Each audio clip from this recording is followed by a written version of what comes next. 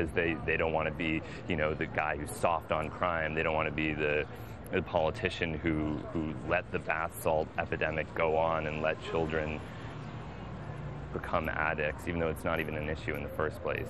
But the anti-drug lobby shows no signs of pushing alternatives to intervention. Illegal substances are always obtainable, but I think the fact that they have at least banned it temporarily lets the public know this is a danger.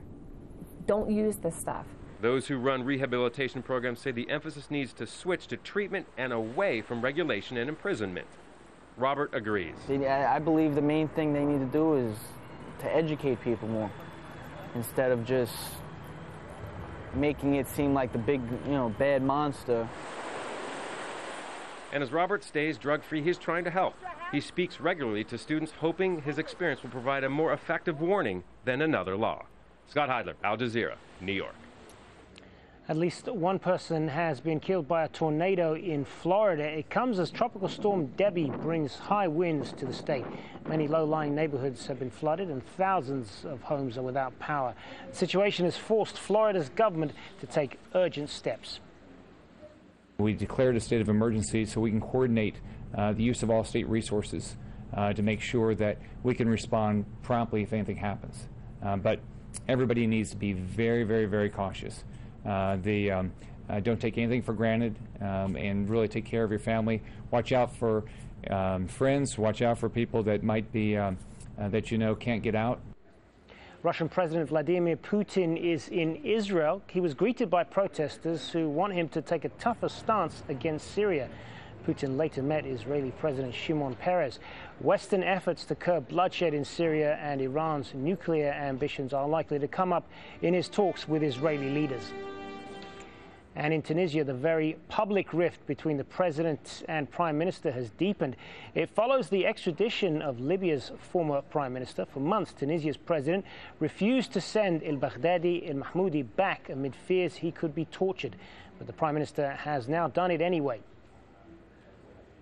Now, a group of fighters in eastern Afghanistan have taken up arms against the Taliban.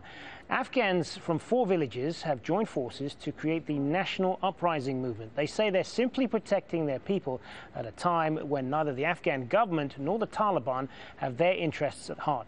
Jennifer Glass sent us this exclusive report. They look like Taliban fighters, but they are Afghans fighting the Taliban. They call themselves the National Uprising Movement. It started 3 months ago. Engineer Lotfullah Kamran said the Taliban was preventing progress for the Pashtun people. Our school, our clinic, our road, our hospital, our markets, everything was closed. We feel like we are slaves. No one cares about us, not the government, not the Taliban. The only choice we had was to start an uprising. Al Jazeera got exclusive access to film the villages under the control of the National Uprising fighters. They say at first there were only a few fighters. There are now several hundred spread over 4 villages. They say the people here support them. I'm happy to give up my life and my wealth for them. The commander says the Taliban has them surrounded and the fighting is intensifying. This week, Taliban fighters burned a local home. This woman says she begged the Taliban to search the house, that no one was home. But the Taliban doused it with fuel and set it on fire. She burned her feet trying to rescue the Quran, but could not save it. The men originally offered to join the Taliban and fight against the Americans if the Taliban would reopen schools, the clinic, the market, and allow road building. The Taliban refused, saying surrender or fight. The villagers' decision was swift. One of my sons became a martyr.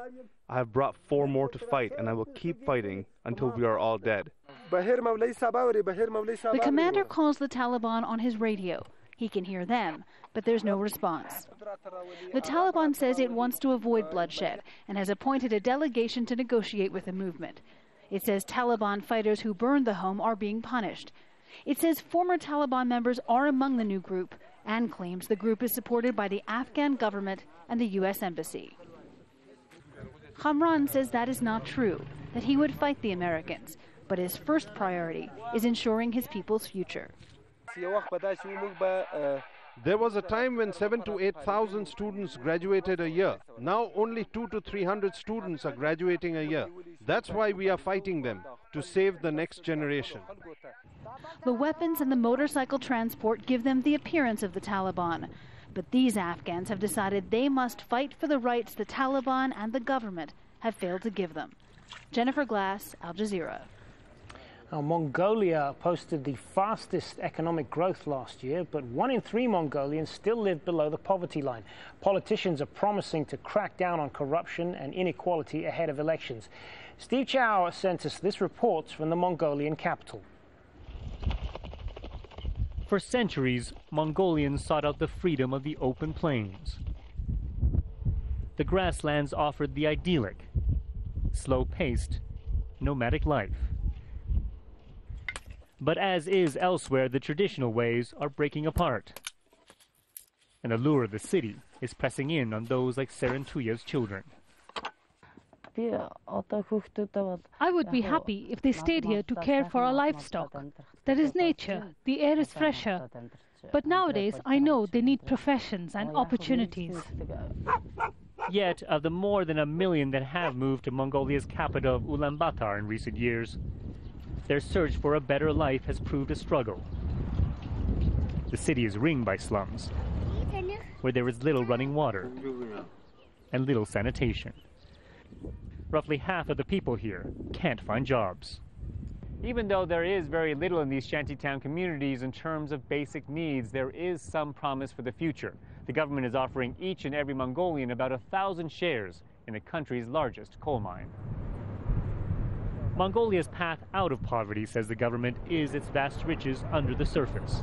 But a few shares, say some, are a fraction of what corrupt officials and the business elite are taking.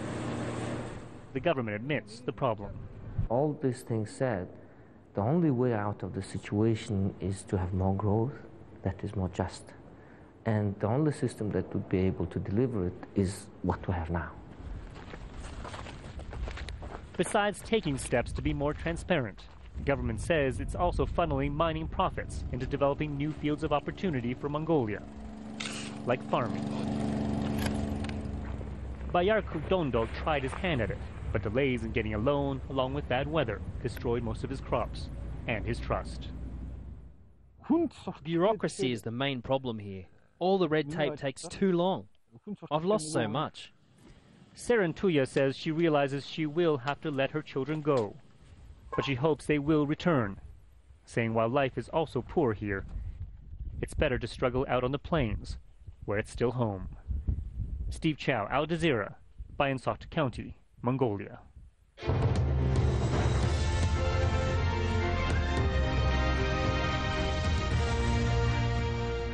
I'm Hazm Seeker. Let's go to look at the headlines now on Al Jazeera. Cyprus has confirmed what many of its citizens already suspected, that it needs a financial bailout. Its banks have heavy exposure to Greek debt. Cyprus needs to find more than $2 billion in the next few days to recapitalize the country's second biggest bank. It is the 5th Eurozone country to ask for financial aid. The Moody's Investor Service Agency has downgraded the credit rating of 28 Spanish banks. It says the decision is based on the weakening of the Spanish government's ability to support the country's financial institutions. Madrid has formally asked for help from the Eurozone to shore up its banks. NATO is about to hold what it calls an extraordinary meeting after Syria shot down a Turkish